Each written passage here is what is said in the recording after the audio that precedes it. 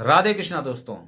आज हम आप लोगों को इस वीडियो में ये बताने वाला हूं कि कौन से महीने में आपको मकान बनवाना चाहिए और कौन से महीने में मकान की शुरुआत नहीं करनी चाहिए।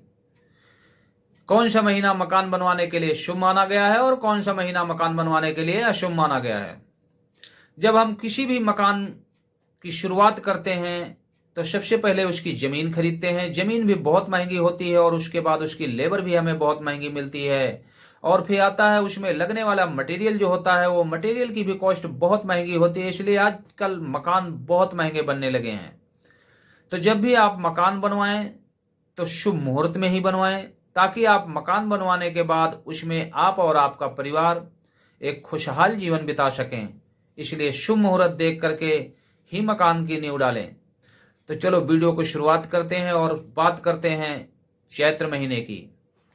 तो चैत्र महीने में मकान की शुरुआत बिल्कुल नहीं करना चाहिए, बिल्कुल नींव नहीं रखनी चाहिए। क्योंकि अगर आप चैत्र के महीने में नींव रखते हैं तो उसमें कोई ना कोई व्याधि उत्पन्न होती रहेगी।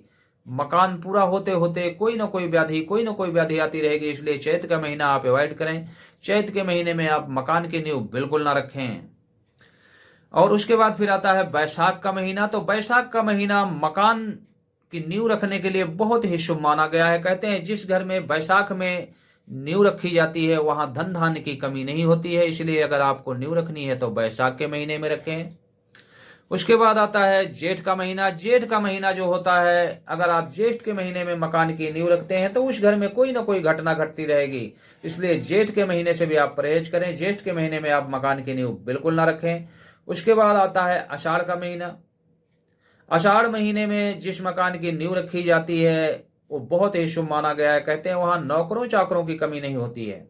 तो नौकर चाकर तो तभी आएंगे जब उस घर में पैसा आएगा, लक्ष्मी आएगी, दौलत आएगी, तभी नौकर चाकर बढ़ेंगे। इसलिए आषाढ़ का महीना बहुत ही शुभ माना गया। उसके बाद आता है सावन का महीना। सावन के महीने में भी आप मकान की नींव रख सकते हैं। कहते हैं सावन के महीने में जो लोग नींव रखते हैं उनका व्यापार बढ़ता है, उनके पैसे के आने के स्रोत बढ़ते हैं।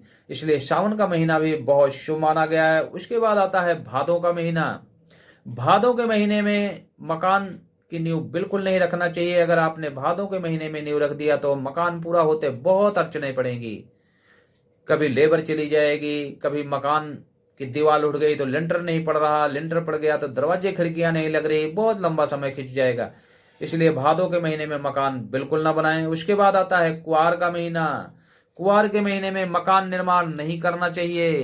कहते हैं अगर जो लोग कुआर के महीने में मकान का शुरुआत करते हैं, नींव रखते हैं, उस घर की स्त्रियां हमेशा रूठी रहती हैं। स्त्रियां उस घर में रहती हैं जो वो कभी खुश नहीं रहती। उन्हें किसी न किसी बात की नाराजगी हमेशा बनी रहती है। इसलिए आप कुआर के महीने में बिल्कुल ना करें। उसके बाद आता है कार्तिक का महीना। कार्तिक का महीना मकान बनवाने के लिए बहुत अच्छा माना गया है, नींव रखने के लिए बहुत अच्छा माना गया है। जिस मकान की नींव कार्तिक महीने में पड़ती है उस मकान में धन धान्य की कभी कमी नहीं होती है।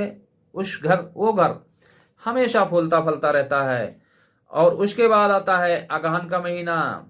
अगहन का महीना भी बहुत अच्छा माना गया है। अगहन का महीने में मकान बनवाने से आपको धन धान्य की पूर्ति बनी रहती है। उसके बाद आता है पौष का महीना।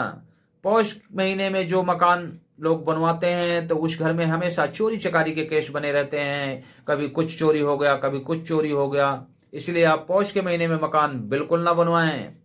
उसके बाद आता है माघ का महीना। माघ का महीना में जो लोग मकान की नींव रखते हैं उनकी सारी मंशा पूरा होती है, सारी मनोकामनाएं पूरा होती हैं। बहुत ही शुभ माना गया है मकान बनवाने के लिए माघ का महीना। और फिर लास्ट महीना आता है फाल्गुन का महीना।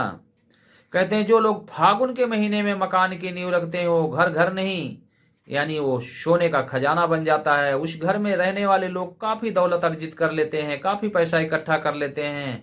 इसलिए फागुन का महीना भी मकान बनवाने के लिए बहुत शुभ माना गया है। हमने आपको बताया कौन से महीने में मकान बनवाना शुभ है, कौन से महीने में मकान बनवाना अशुभ माना गया है। अगर आपको ऐसे ही वीडियो देखने हैं तो आप मेरे चैनल को सब्सक्राइब करें।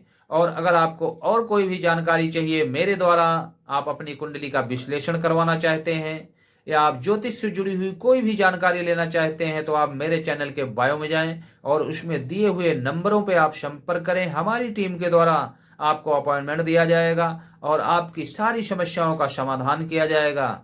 राधे राधे।